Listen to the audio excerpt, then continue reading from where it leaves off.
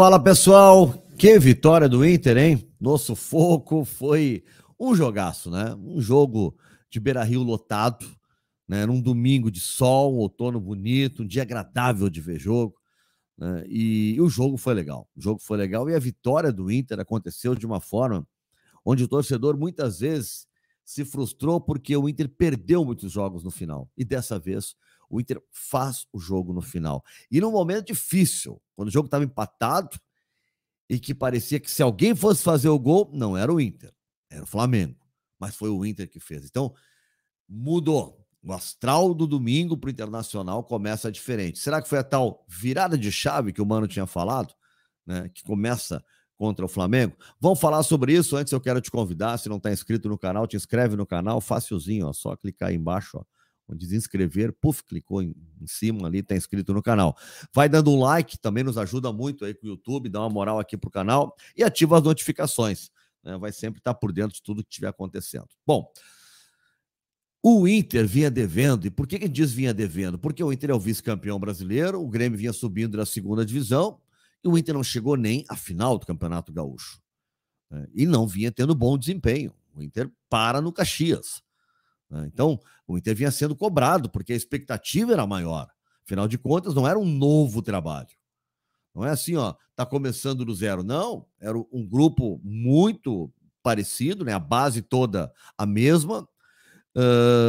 O mesmo treinador, mesma comissão técnica, mesma diretoria, então se esperava muito mais, né? Ou algo parecido ou melhor, né? E não aconteceu. O gauchão foi frustrante e o Mano começou a ser cobrado. E quando ele faz um mau jogo na Libertadores na estreia, consegue um empate, né? Mas não jogou bem, ele é cobrado sobre isso e ele dá uma entrevista irritado, bravo, parecendo assim meio descontrolado. E o Inter depois ganha do Metropolitanos, que é um time bem abaixo, né? Não precisa nem explicar muito. Também no finalzinho, com um gol, né? Chorado lá. Não. Então, tudo isso, né, acabou deixando muito pressionado o Mano Menezes. Opa, cadê o futebol de 2022? E precisava, talvez, de um grande jogo. O que aconteceu no jogo de hoje? O Inter amassou o Flamengo, foi melhor do que o Flamengo. Eu diria que o jogo foi equilibrado e acho que o Flamengo, no segundo tempo, foi melhor até do que o Inter. No segundo tempo, parecia que o Flamengo ia ganhar o jogo, né? O Inter, quando faz a mudança, o Inter toma o gol, né? O gol marcado pelo Gerson, já no segundo tempo, toma o gol, e depois o Mano faz algumas alterações, né? Lembrando que ele começa com Campanharo e Johnny como volantes, ele tem Pedro Henrique de um lado, Wanderson do outro, Alan Patrick e o Alemão, foi o nome escolhido. O Alemão se atrapalhou em várias jogadas no primeiro tempo, várias jogadas. O Johnny com alguma dificuldade, por duas vezes ele foi inclusive interceptar jogadas, onde o Inter chutava no gol, um lance do Pedro Henrique e um lance do Campanharo. Os caras chutam e puf, bate no Johnny que ele tá passando em direção ao gol, né? Tava um pouco, né, afoito, mas participativo. E o Alemão teve várias boas oportunidades e foi assim, olha, fazia lances bizonhos, assim, bizarros, assim, meio, né, fora de contexto, assim. E aí vai para o segundo tempo, o Mano manteve. E quando o Flamengo faz o gol, bom, chegava a hora de ter que tentar alguma coisa com o banco de reservas. O Mano coloca o Maurício, que foi o nome do jogo, né, lá no lado direito, no lugar do Pedro Henrique. E aí que tá o erro. Porque entra, sabe quem no lugar do Alemão? Sabe, né? O Luiz Adriano. Gente, o Luiz Adriano, acho que tocou 3 vezes na bola. E não é novidade, porque é o que ele tem feito nos jogos do Inter. Ele não aparece no jogo. Não aparece. A contribuição do Luiz Adriano no jogo, eu vi o Pedrinho, comentarista da TV, o Pedrinho disse assim, ó, foi importante a movimentação do Luiz Adriano, porque ele saiu da área e o Wanderson pôde ocupar aquele espaço. Tá bom. Mas eu quero dizer pro Pedrinho que é o que ele faz em todos os jogos. Ele nunca tá onde tá o lance. Ele nunca tá para finalizar, para participar. Ele tá em outro lugar sempre. Então esse negócio de não estar ali pro outro entrar, Pedrinho, é rotina, tá? Quando o Luiz Adriano tá em campo. Mas tirando essa ironia, né, que é uma verdade, é uma ironia, mas contém verdade, né? O Luiz Adriano não pode ser mais a escolha. O Luca está à frente, a meu ver, do Alemão e do Luiz Adriano. Mas eu tenho insistido. E hoje, com a atuação do Maurício, fica mais claro ainda. O melhor centroavante é o Pedro Henrique. Então, hoje tinha que entrar o Maurício, mas saiu o Alemão e o Pedro Henrique, seu centroavante. Era essa a alteração para ser feita. E a entrada do Depena no lugar do Johnny, para trazer mais alguém para pensar o jogo, né? E isso o Mano fez, alguém para pensar o jogo. Mas lá na frente, a entrada do Luiz Adriano deixa o Inter com um jogador a menos. E aí depois ele teve que mexer mais, né? Eu acho que por cansaço, saiu o Campanharo, que jogou muito bem.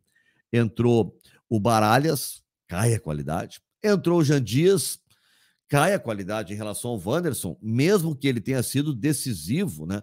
Participando do gol, do segundo gol do Maurício, mesmo que isso tenha acontecido. O primeiro gol é uma construção do Wanderson, né? Pelo meio, onde deveria estar o Luiz Adriano, e ele toca para o Maurício, que faz o gol de empate do Inter.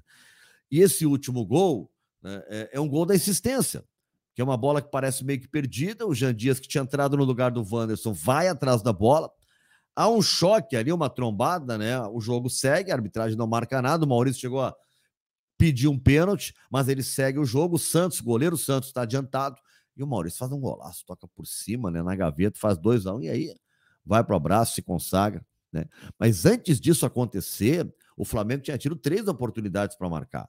Matheus França tocou na trave, o Kehler tinha fechado o gol no lance junto, acho que com o Gabigol.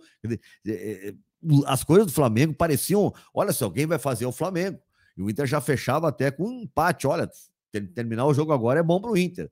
E o Maurício faz aquele golaço, e aí, bom, era talvez isso, que por isso talvez seja o jogo de virar chave, porque isso pode trazer aquela confiança, aquele acreditar, porque é vencer o Flamengo, que é candidato, que é um time milionário, né? E da forma como foi a vitória. Beira-Rio lotado e nos últimos lances do jogo.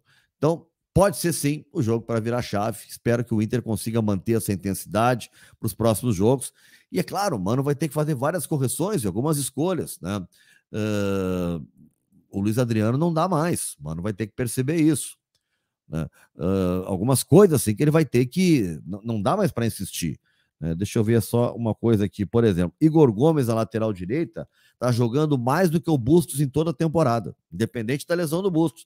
Então já é uma improvisação que tem que pensar, não, opa, de repente esse cara aqui vai ser o titular, tá? Já tem que ver, talvez não seja uma improvisação, mas o Igor Gomes. O Campanharo e o Depena é a dupla de volantes, né? Eu tô vendo aqui a escalação de hoje. E aí joga com o Maurício, Alan Patrick, Wanderson e o Pedro Henrique como centroavante. Eu acho que essa tem que ser a escolha do Mano, né, daqui para frente, né? A tentativa com o Luiz Adriano já esgotou todas as possibilidades, todas as chances já foram dadas e ele realmente mostrou que não, nesse momento ele não tem condições de ser titular e nem alternativa, a primeira alternativa, né, no ataque do Internacional. Tá bem? Não te esquece, não te inscreveu no canal, te inscreve, dá essa moral aí pra gente, dá um like, nos ajuda bastante aqui no YouTube, compartilha, né? Família agradece. E que mais? Ativa as notificações. Feito? Toda a cartilha dita aqui, tá bom? Grande abraço, bom final de domingo e até mais.